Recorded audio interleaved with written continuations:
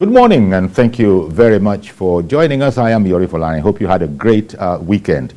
It was a bit gloomy for travelers because of the action that had been planned, indeed threatened by airline operators of Nigeria.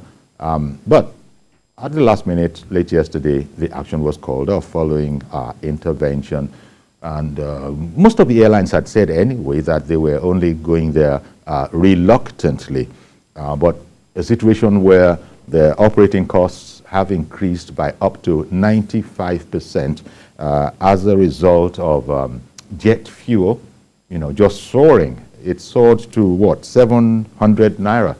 That's $1.69 according to some, calculations. But still, it's a phenomenal increase, and they say they just can't bear it. If this has taken them up to 95% increase in cost, then we have a problem, or they had a problem. They still have a problem. There's also the whole matter of dollar shortages and double-digit inflation. And then they say the Russian invasion of Ukraine also has its effect. Okay, so we'll look at it's very good that the action has been averted for now. We'll be able to show you pictures of what the airport is like, because passengers were desperate. And that's one of the reasons that the airline sort of said, look, we'll look at it again, because passengers have paid in advance. Okay, we have with us this morning Goddy Ike. Goddy Ike is joining us via Zoom. He's an aviation expert. A fine morning to you, Goddy. Hi, good morning. Indeed. Who am I talking to right now? Yeah.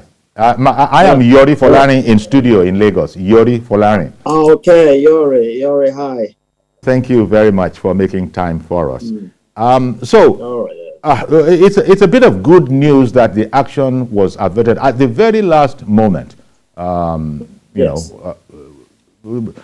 What is, well, you probably heard in my preamble there, they're saying three main things that have led to this situation of an escalation, a real soaring of the price. They say there's the war in Ukraine and the effect that has had. Then there's the double-digit inflation, and of course there's the whole matter of dollar shortages. Is that it? Yes. First of all, you need to recall that the issue of rise in price of aviation fuel preceded the war proper. But the truth of the matter is that most imports of petroleum products come from Russia. And prior to this time, they were going from Russia to Europe, and we imported from the merchants in Europe. And so at the point, the rise was as a result of the fall of the value of naira. So it kept inching up and up and up. I think that we got to about 400 naira a liter, while the issue of dollar was responsible.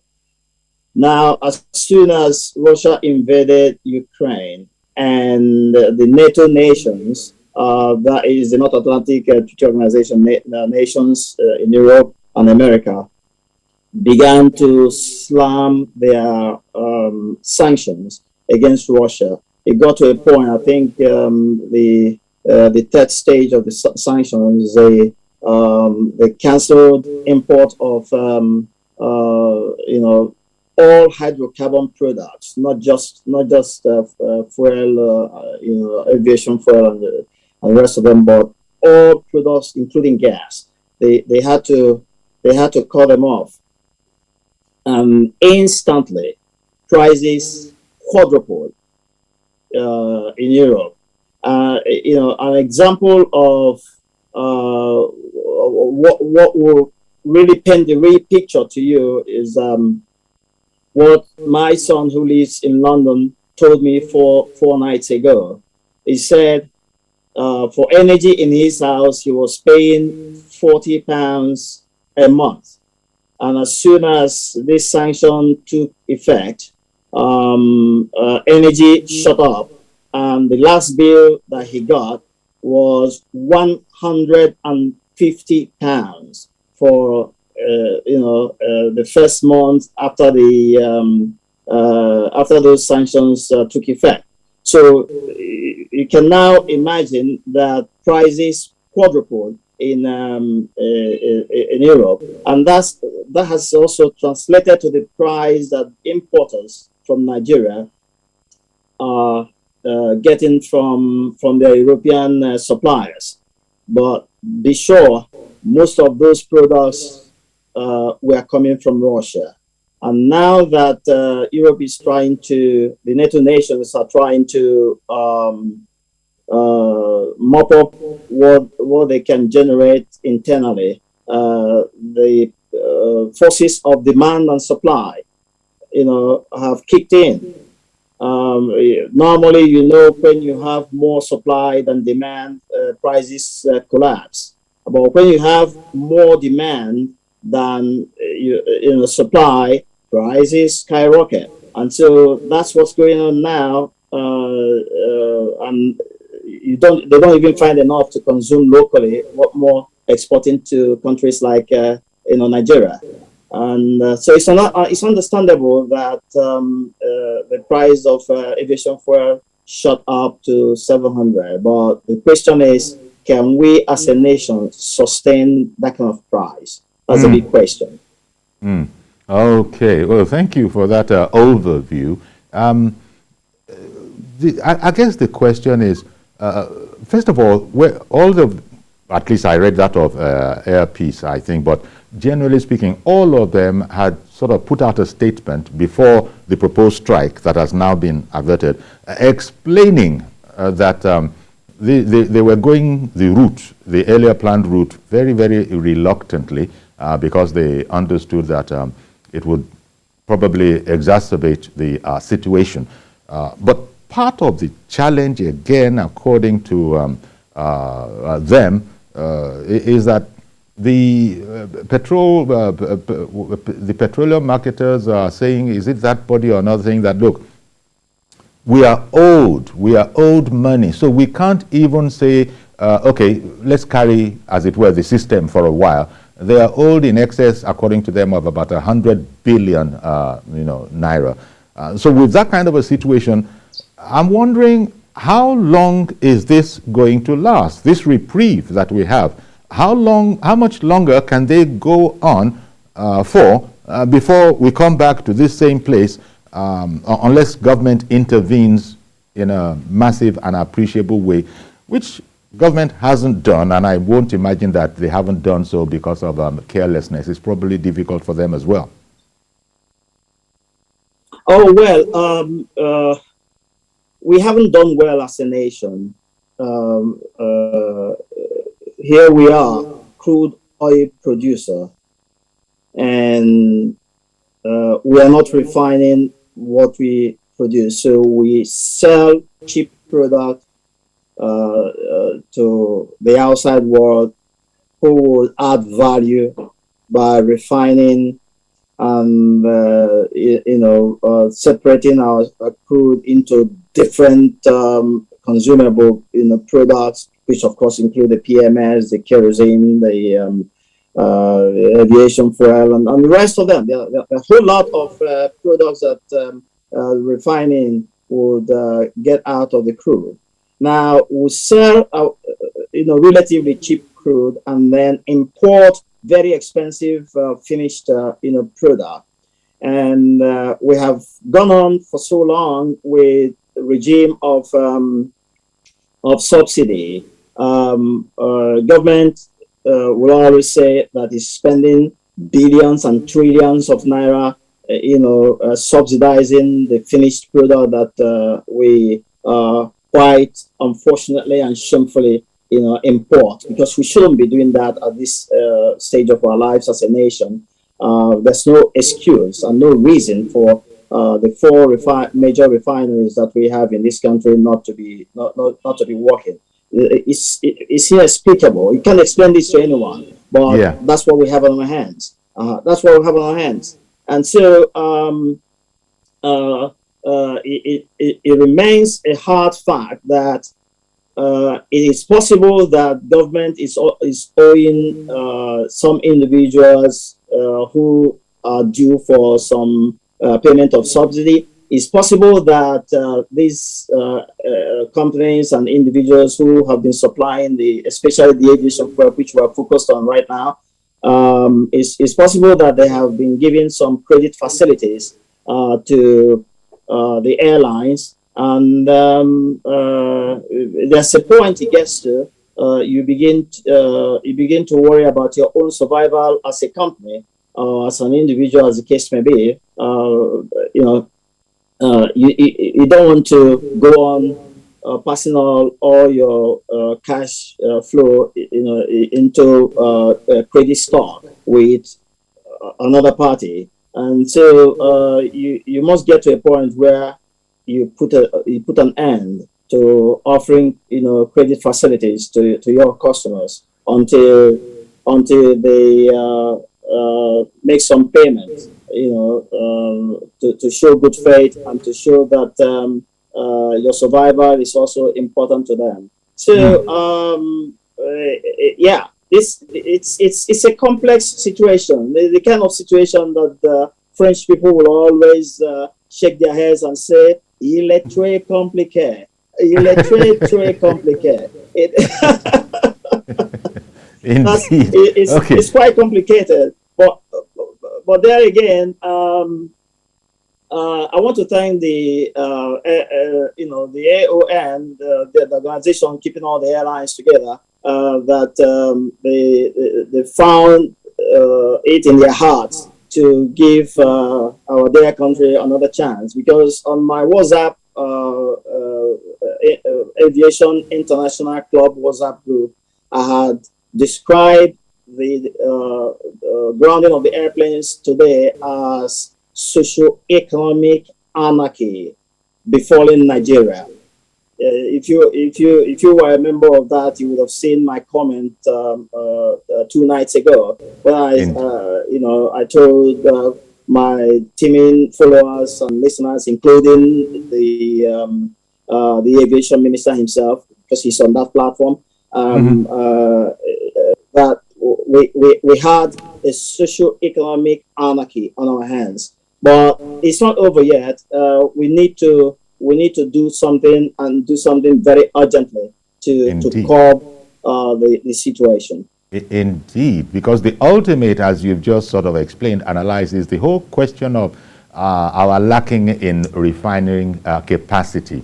And this is always going to, complicate matters. I wonder, Goddy, if everything that you've said doesn't, at least most, if not all of it, doesn't apply also to PMS, because we're hearing reports that in Abuja and neighboring states, queues are beginning to form again. Some, quite a number of stations are not dispensing. Where they are dispensing, the queues go on forever. I am on Zoom. I am on Zoom with you because of that particular situation that we are talking about right now. That's why I should have been live in your studio here in Abuja, but I had a quiet time through the weekend. I didn't actually step out of my house through the weekend, and I didn't know what was going on in the city until I stepped out this morning, and the filling station nearest to me, when my car was already hitting quarter tank, which would not do any job for me for the day, and I saw a 3-kilometer long queue. It gave me shock this morning when I stepped out and saw what's going on currently in the city of Abuja. So a few stations have the product, but apparently it had completely dried out before it started trickling into one or two filling stations, and that explains the very long queue you have there. I can't even imagine going out there because it would take you about 48 hours to get to the pump and have some fuel dispensed to your car. So, anybody that wants to talk to me today will be talking to me via Zoom. I'm seated here and I'm not going anywhere anymore. That's what's going on in Abuja. Just to confirm to you that the news you received is very correct. Okay. Maybe we at this stage, maybe we can also take calls if there are any calls that want to come in, and we can talk about it, maybe get your commentary on those calls as well. But in the meantime, the situation such as it is, what does it tell us, especially the action? And I hear where you commended AON, Airline Operators of Nigeria, that association, for at least lifting the resolve to really, start the action today. One can't call it a strike. It was supposed to be an action that if costs have increased 95%, and among all the other things that you've explained to us, one can understand it. But what then will be... Hello, if you can still hear me. Yes. So one understands all of that. But what it means probably is that AON members, member airlines, have tightened their belt yet another notch, even though they were saying, as part of the reason for going into this action, was that they are at rock bottom. They are owed. They hardly have any reserves from what you normally would probably have as a business.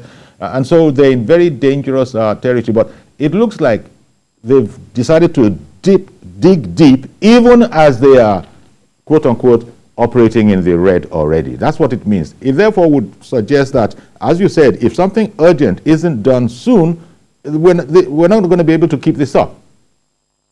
Yeah, that will bring me to recommending what I think should be done and done very urgently, because I can bet you that it was out of pure emotion, understanding of the anarchy, socio-economic anarchy we were going to experience had they not called it off. It hasn't made their situation any better.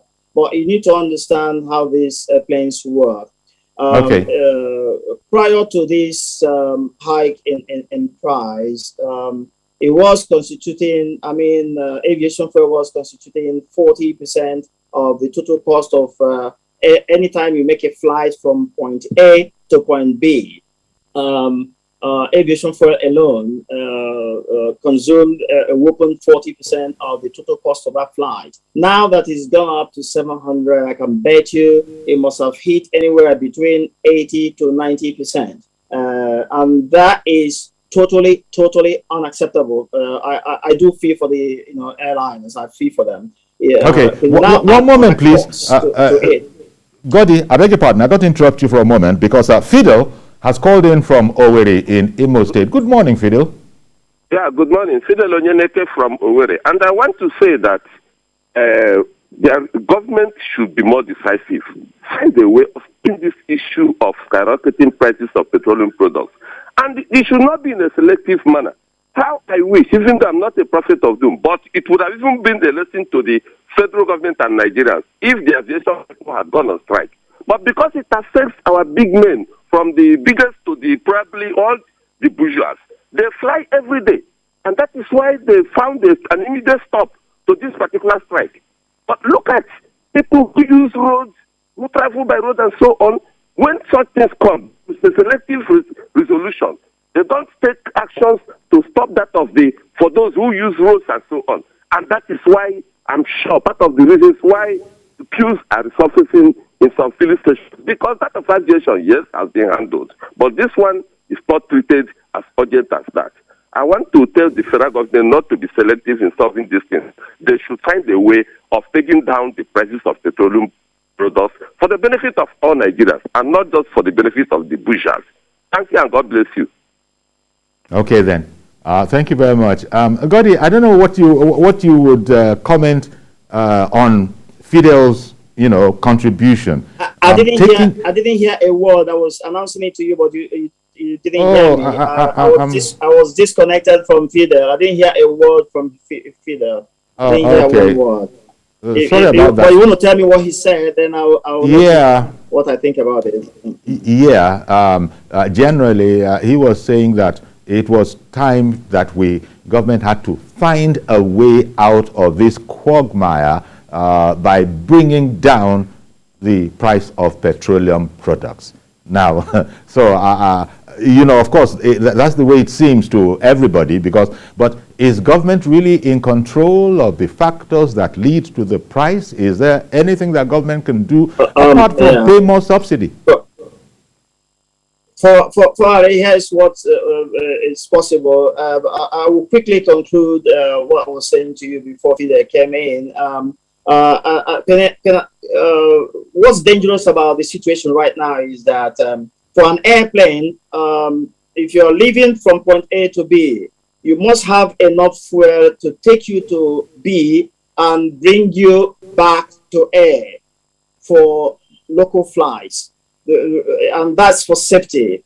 So you can't run an airplane the way you run your car. I mean, I just told you about having a quarter tank in my car this morning when I stepped out and saw that everywhere was filled. And then I managed to come back home. If it was an airplane I was going to fly out to somewhere, I would never have taken that risk, because if for any reason you get to point B and you're unable to land, either by weather situation or wherever makes it impossible for you to land, you will need some fuel to either head back to where you came from, or at least the nearest airport to where you were supposed to land. And if you don't have enough fuel, consider that a crash, because those engines will flame out in the mid-air, and without power, the plane is heading to the terrain, and that will be a crash that will slaughter everybody in the airplane. So that is how delicate and risky it is when it comes to issues of fuel for airplanes. Now, having said that, here is what I think government should do very quickly. Number one, they should begin to call in people of high financial capacity who can import these products, possibly directly from Russia. Goddy, I beg your pardon. Could I come back to you so you could continue this? Because Bernard in the UK has called in. So let's hear Bernard in the UK's comments, and then I'll come back to you to elaborate on this financially powerful people. Good morning, Bernard. Bernard in the UK. Good morning. Okay. Good morning. Go ahead, please. Good morning. Thank you so much for the job you're doing. We appreciate it. It's time to get our nation on track again. So, from all that has been happening, I just want to give my own personal opinion. Having stayed in Nigeria, I was born in Nigeria, I schooled in Nigeria, I experienced Nigeria school system, and also the public office system. What I want to say is, all what is happening in Nigeria today has one common factor. And the common factor that it has is that Nigerians don't have the right people that in offices that are supposed to be taking care of things. Nigeria always compromise when it comes to having the right people in the right office. So this, we know also that we used to have those days, you have a person who studied Yoruba being a bank manager. Somehow that person got there. And that is what has become a tradition in Nigeria. It has eaten so deep. So it is not because these problems are not something strange. There are normal problems that every nation faces. But the question is, who are those managing those problems? Who are those in those offices? Are they qualified to be in those offices? I want to cite one good example. The last train issue that occurred, the Minister of Transport Aviation came out and was making some statement that he didn't know that the passengers were covered by insurance. How can he claim that? So what is What is his qualification for being in that office? When we all know that when you put a vehicle, any vehicle, airplane, whatever on road, they have to be insured. There should be insurance covering those that are going to patronize those, and also the equipment. Now he was not telling us also that Nigeria is going to pay for the repair of those works. Where are the insurance on those facilities? Sorry. Thank you very much for calling in, Bernard. And your comments focus on the competency or otherwise of those in charge. And in the meantime, I hear that Mr. George in Ikeja is on the line. Good morning to you, sir. Good morning, Uncle Yori, and I greet your guest. Okay. Uncle Yori, sometimes I feel ashamed, being a Nigerian. I'm sorry to say that, but that is the truth. Look at the National Assembly. Because they will not be able to fly around, they decided to break their holiday and convene an emergency session because of airlines, threatening to ground their operations. Why didn't they do the same thing over the past 8 years that this government came in, over non-functionality of our refineries? It didn't concern them. Everything about governance is about themselves, not about the people. And here, you see a country, Nigeria is the only OPEC country I know. And we are number 6 in the OPEC list. The only OPEC country that imports refined fuel. You send crude out, sell it cheaply, then other countries will refine it and make money out of it. And then this government came in for 8 years. It did not deem it necessary to either build one refinery or revamp the existing 4 collapsed ones.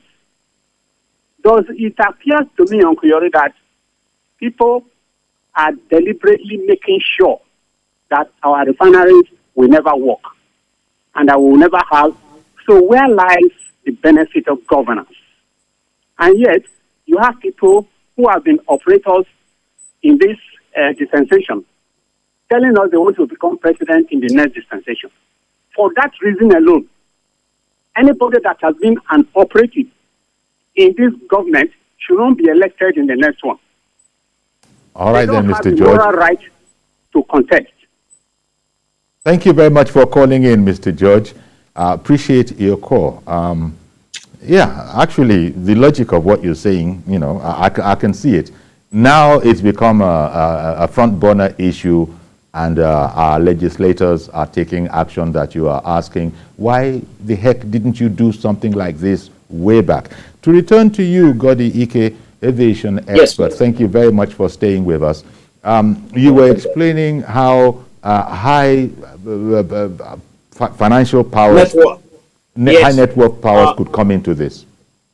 Yes, government must do well to break the monopoly that NNPC appears to be enjoying at the moment, because it will appear that NNPC will bring out everything, and there are other people who are hooked onto them will begin to collect here and there. We can decentralize this and kind of license high net worth individuals or companies or even airlines if they want to engage in this importation. Good thing that we appear to have done something wise in the way we voted, during the UN condemnation of Russia. So we can relatively say that Russia is still our friend. Whether we agree with what they are doing at the moment in Ukraine or not. But that means, and we didn't impose any sanction against Russia. So there should be a possibility of having other companies import this product directly from Russia. But this is going to take about 2 months for even if you start within this week, for instance. It will take another minimum of 2 months for you to have product arrive, come in, and be distributed, around the nation, for there to be stability in supply. And so within those 2 months, my recommendation is that government will do well to subsidize the air tickets. Because to tell you the truth, at 700 naira per liter, airlines cannot break even. And you don't want to have them cutting corners because it's extremely dangerous. We don't want to have crashes on our hands, within our nation. And so it will be my recommendation that the airlines will sit down, do their calculations, and find out the minimum amount one way of 1 hour flight would cost for them to break even and make some marginal profit. If it is, say, for instance, 100,000 for a trip one way from Abuja to Lagos, which is slightly less than 1 hour journey, or perhaps they calculate that it should be about 120, 130, or even 150, as the case may be, 1,000 naira for one-way trip. Then what government should do is to say, because we want our flying public, because of the state of the economy of the nation, by the way, not too many people are affording the 50,000 that we are currently doing.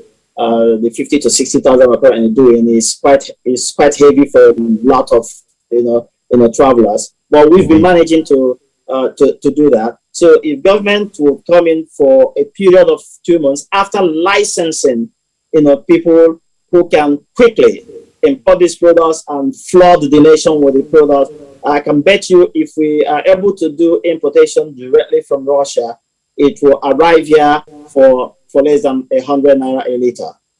Bet me this is the situation. What has been happening has been,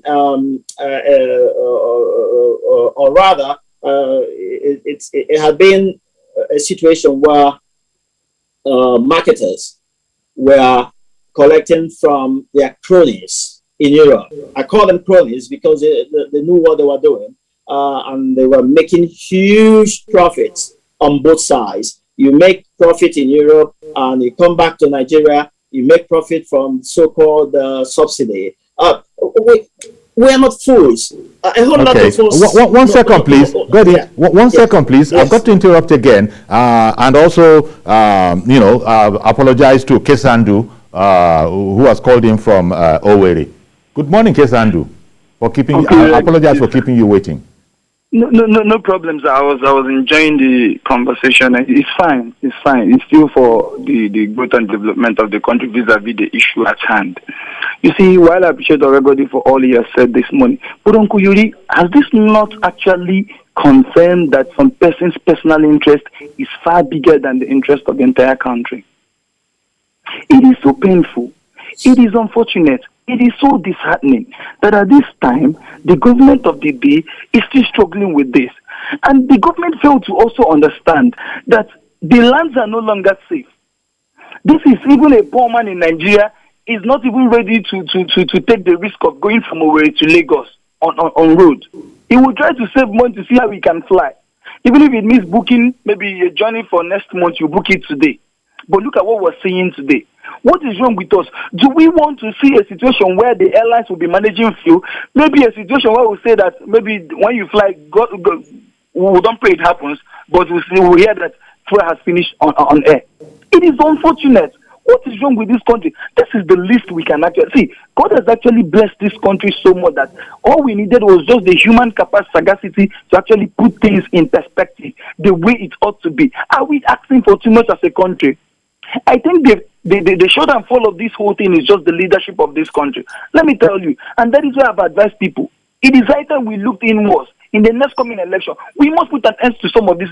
It's becoming an embarrassment to the entire country. People outside the shores of this country will call and say, are you saying that airlines in Nigeria are about going on strike? It's unfortunate. And why they want to do this thing is because it affects the bourgeois. Is why. But look at the normal Nigerians who are even the real owners of this country. a day. A field in Owerri now is still sold at 100 It is quite unfortunate. We're not asking for too much from Nigerians. Nobody is more Nigerian than another. We just want government to take responsibility and act responsibly. Thank you very much. Okay, thank you very much, Kesandu. We still have with us Mr. Goddy Ike, aviation expert. You know, more than one person now has commented on the competency of those who are running affairs. Is it that straightforward and simple, or are there intricacies that one needs to also bear in mind? No, I will tell you in blunt, clear language. For instance, I've always said this, and they know my position about this, and I'm talking about the aviation ministry. It is an enclave. I have consistently and severally described them as an enclave where you get in and you get emasculated, and you are twisted. If you don't have a strong character to resist them, you are twisted to follow the old order. So you can't create a new order that will see that things are happening. I want to tell you, when Honorable Minister Hadi Sirika was appointed, a whole lot of us were excited. We loved him for everything that he represented. A young man, a pilot, and a well-spoken, young man, and he described a vision, of what he had. Some of us were thrilled. I attended his 18th,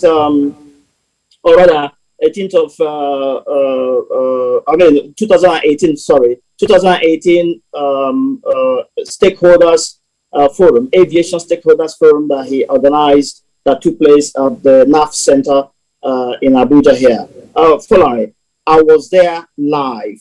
I was there early enough to tell you that every word that was spoken on that forum, I have it on record on my iPad.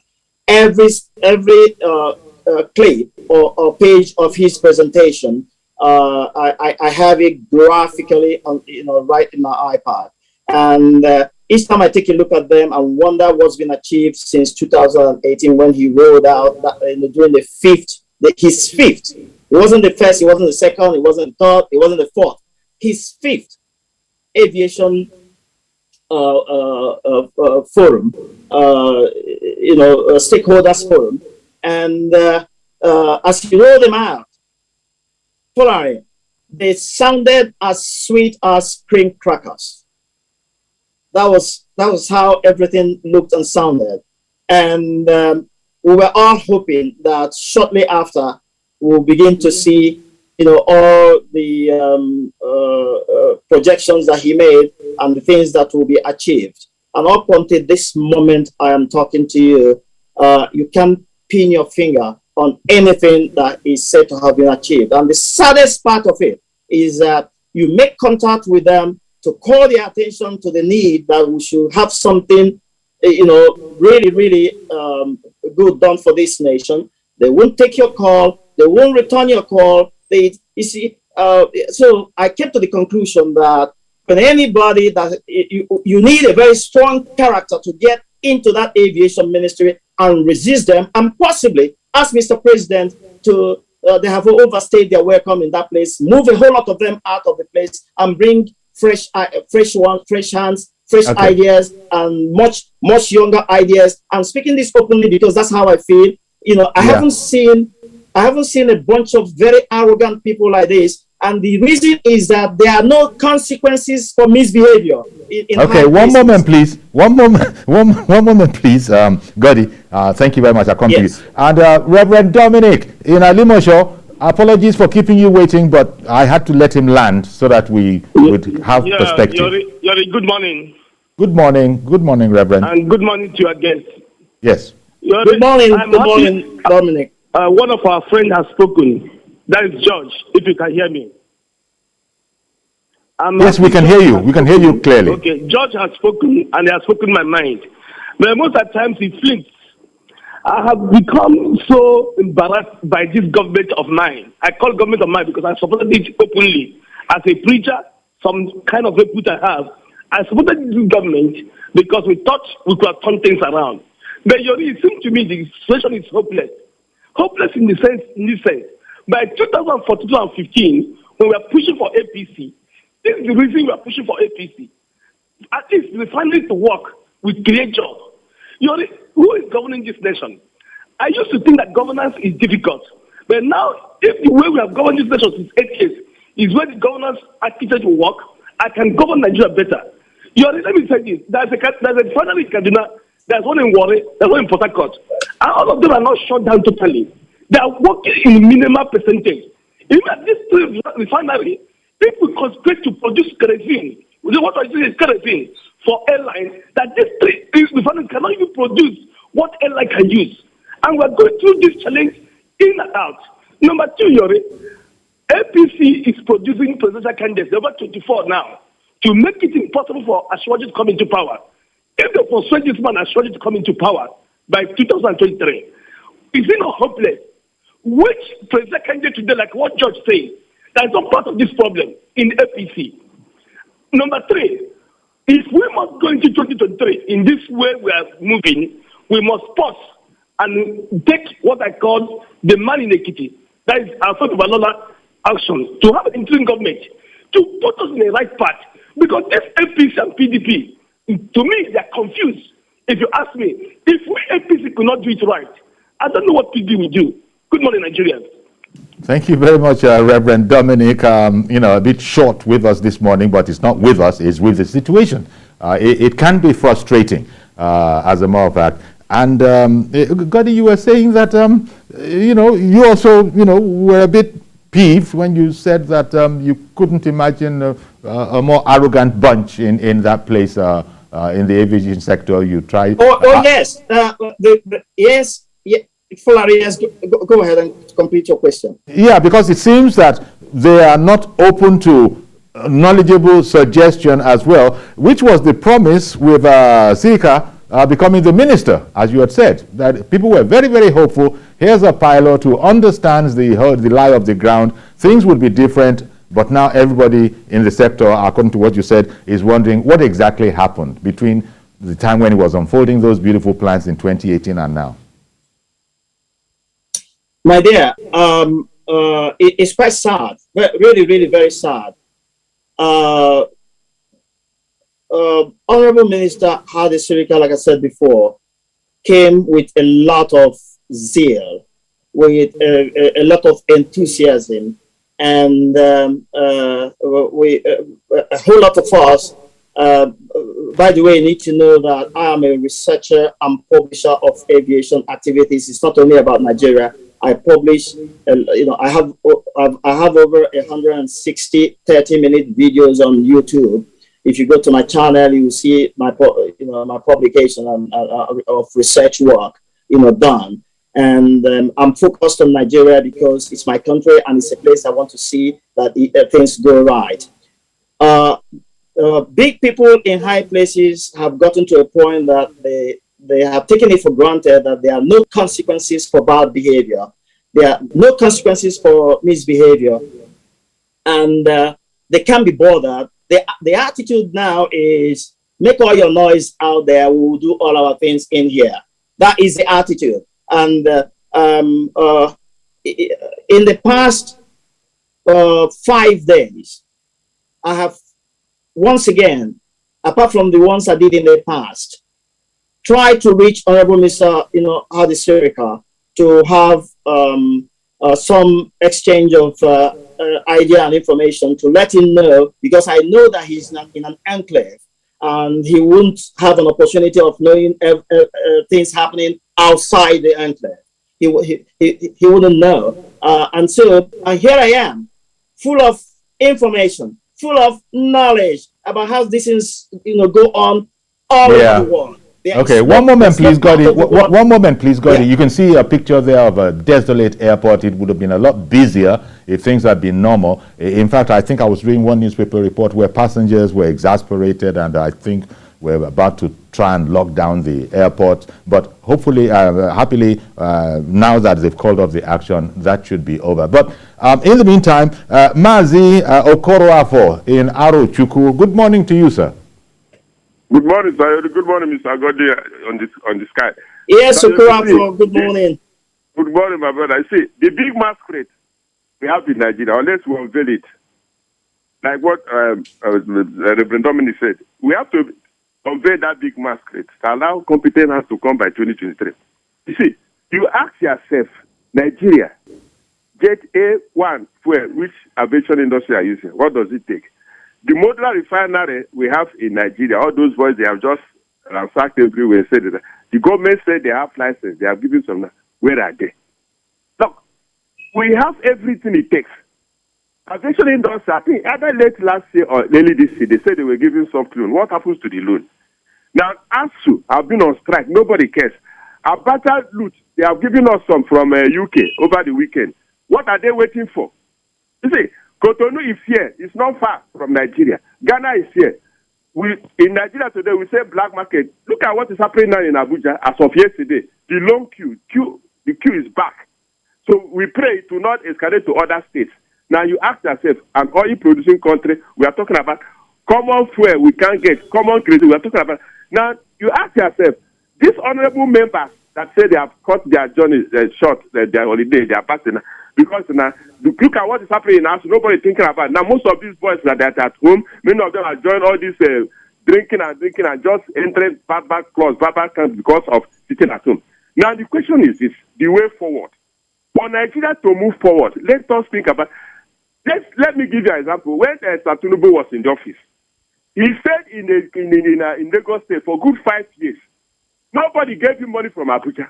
It was just what he was getting from Lagos that he used to service the state for good 5 years. Now, what does it take Nigeria to bring back somebody like that to come back by 2023? Because they have said it already, because the summary we have in Nigeria is bad leadership everywhere, all the sectors. The people in the authority, they don't know what they're doing, because they say, as far as I'm concerned, aviation industry or the plan by 8 is not meant for elite. Everybody can go enter the plane, at least. The students were going back to school, many of them enter the plane. It's not a big deal.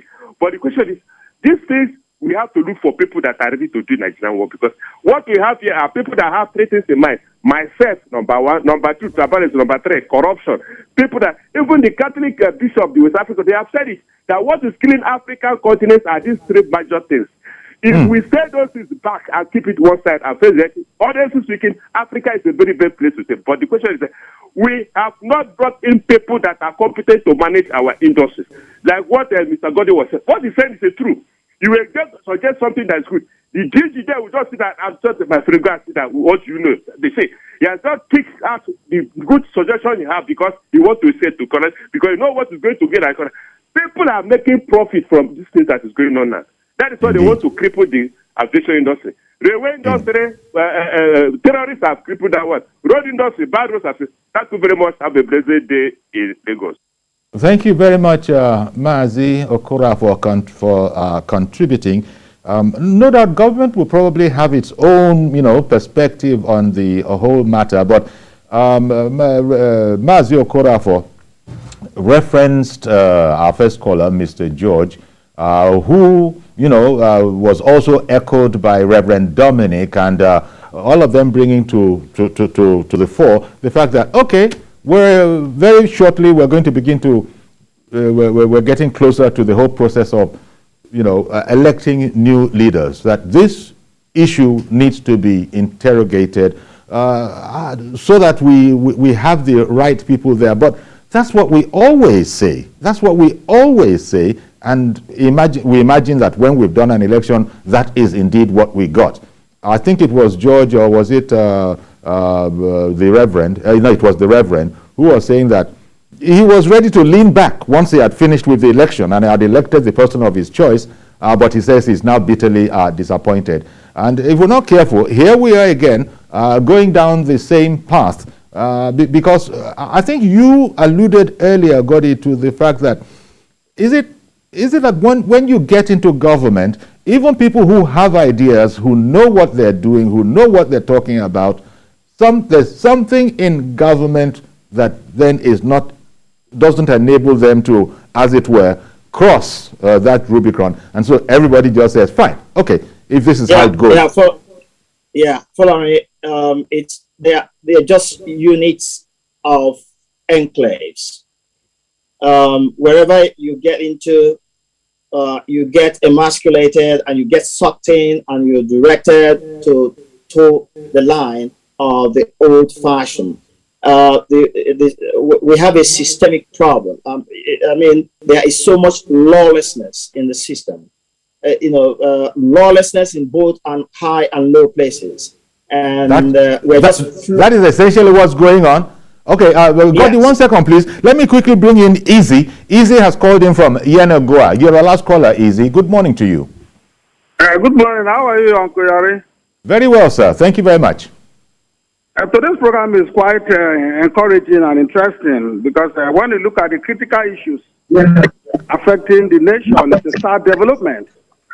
It's so sad that a country that is on its knees, begging for survival, gasping for help, yet politicians are on a political jamboree, buying forms hundreds of millions of naira without looking at the critical issues. They're never going to hear the last of that. The direction this country is going, sometimes you begin to wonder the future of our children. Because the aviation sector is one of the most viable sectors in this country that will help stabilize transportation and make life easy.